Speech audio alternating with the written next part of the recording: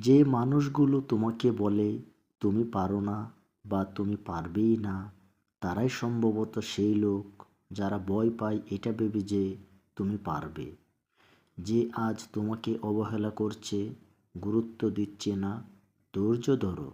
একদিন তোমাকেই তার সবচেয়ে বেশি প্রয়োজন হবে। কাজের কারণে আমরা কখনো ক্লান্ত হয়ে পড়ি না। আমরা ক্লান্ত হয়ে পড়ি দুশ্চিন্তা এবং হতাশা, বিরক্তিকর কারণে।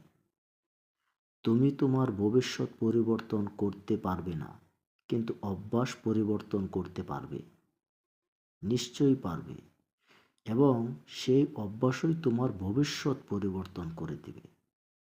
স্বপ্ন বাস্তবায়ন না হওয়া পর্যন্ত তোমাকে স্বপ্ন দেখতে হবে। আর স্বপ্ন সেটা নয় যেটা তুমি ঘুমিয়ে দেখো। স্বপ্ন সেটাই যেটা পূরণের প্রত্যাশা তোমাকে ঘুমাতে দেয় না। ভাগ্য বলে কিছু নেই। যা আছে তা হলো শুধুমাত্র কর্মের ফল, যা প্রত্যেকের চেষ্টা ও যত্নের ফলে গড়ে ওঠে। সমস্ত শক্তি তোমার ভিতরে বিরাজমান রয়েছে। নিজেকে কখনোই দুর্বল ভেবো না।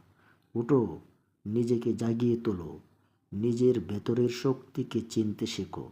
তারপর দেখবে জগৎ একদিন তোমার হাতের মুঠোয়।